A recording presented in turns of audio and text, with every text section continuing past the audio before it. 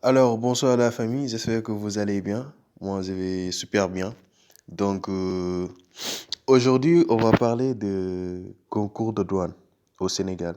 Le concours de douane sénégalais. C'est de ça qu'on va parler. Donc, faut comprendre que pour faire le concours, il y a deux niveaux d'abord. Cette vidéo concerne les niveaux de contrôleur. Ensuite, il y a niveau BFM, mais je vais faire une vidéo spéciale pour ça. Voilà. Il y a des révisions au niveau contrôleur et les niveaux. Bon, je vais mentionner ça sur les vidéos. Donc, si vous faites niveau BFM, vous saurez les vidéos à regarder. Et si vous faites niveau contrôleur, vous saurez aussi des vidéos les vidéos à regarder. Donc, voilà, j'ai vu un sujet de droit qui m'a beaucoup, voilà, beaucoup inspiré à faire une vidéo parce que je sais que ça va ça va faire partie des vidéos, ça va faire partie des sujets les plus, voilà, c'est un sujet d'actualité, les attributions de la de la Cour de cassation, comme vous le voyez là, les attributions de la Cour de cassation. Voilà.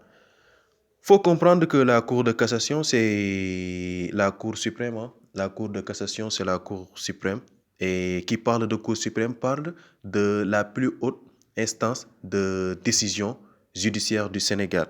Donc, son rôle, il se prononce sur les demandes en révision, les demandes en révision, voilà, les rôles de la Cour suprême. Quand je dis Cour suprême et la Cour de cassation, c'est la même chose, hein. Comprenez que Cour suprême égale Cour de cassation. Donc, si vous avez aussi des difficultés pour faire une dissertation juridique, vous n'avez qu'à le dire dans les commentaires et je vais faire une vidéo intégrale pour ça. Et si vous faites le concours de l'ENA, le concours de l'ENA, bon, je vais faire des vidéos sur ça aussi. Le concours de la gendarmerie, Eogène. Eogène, c'est la gendarmerie, hein, les officiers. NSOA, NOA, je vais faire beaucoup de vidéos, donc vous restez connectés. Mais pour l'instant, je vais faire des vidéos sur le concours de douane. Donc, si même si vous ne faites pas la concours, donc même si vous ne faites pas le concours, excusez-moi, vous pouvez partager cette vidéo à vos proches pour qu'ils puissent en bénéficier. Donc, je disais que la Cour suprême a été créée par l'ordonnance numéro 17. Bon, c'est pas l'ordonnance numéro 77, mais c'est l'ordonnance numéro 60-17 du 3 septembre, du 3 septembre 1960. Bon, faut comprendre que la Cour suprême comprend plusieurs chambres. Il y a la chambre administrative, il y a la chambre administrative qui règle les contentieux administratifs parce que je vais aussi traiter un sujet très important pour faire un concours, il faut maîtriser ce sujet. Il y a la décentralisation, la déconcentration, voilà, le droit administratif. Et il y a aussi la soumission de l'administration au droit, qui est une question très importante actuelle, qui est une question d'actualité actuellement au Sénégal. Donc, je vais faire une vidéo intégrale sur ça. Donc, on continue. La Cour suprême comprend plusieurs chambres. Auprès de la Cour est instituée par un parquet général, donc la Cour suprême est instituée par un parquet général, dirigé par un procureur général, assisté d'avocats généraux. La Cour suprême est administrée par le premier président, assisté du bureau de la Cour et du secrétaire général dont les attributions sont déterminées par décret. Voilà, il y a décret, il y a arrêté. Vous entendez ça tout le temps, décret, arrêt. Voilà, donc si vous ne comprenez ça aussi, il faut demander. Je réponds toujours en commentaire. Voilà, donc la formation, les composants du bureau de la Cour sont le premier président, il y a aussi le procureur général, il y a les présidents de chambre, il y a le premier avocat général. Donc les règlements établis par le bureau, hein, les règlements établis par le bureau déterminent l'organisation administrative de la Cour. Donc le greffe de la Cour est dirigé par un greffe en chef. Donc c'est ça les composants du bureau. Donc je disais que la Cour suprême est la plus haute instance du pouvoir judiciaire du Sénégal. Mais aussi il faut comprendre une histoire de la Cour suprême. La Cour suprême a été supprimée, bon, a été supprimée en 1992 et rétablie le 8 août 2008 par la loi organique du 8 août 2008.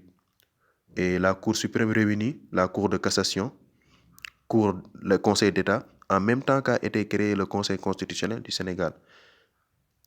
Organisé actuellement sur la base de la loi organique, la Cour suprême est actuellement organisée sur la base de la loi organique 2017-09 du 17 janvier 2017, modifiée par la loi 2022-06 du 23 mai 2022, qui remplace et abroge la loi de 2008. Bon, abrogation en droit, c'est supprimer. Donc, si vous avez des problèmes sur les termes juridiques, vous le dites en commentaire, je vais répondre. Ou bien je vais faire une vidéo intégrale pour ça. Voilà. Je vais faire aussi des vidéos sur la géographie, le français, la culture générale. Beaucoup de choses, genre. Parce que c'est le concours, c'est un concours très difficile. C'est un concours très difficile. Mais ne vous inquiétez pas, je vais vous aider à réviser. Donc c'est ça. Voilà.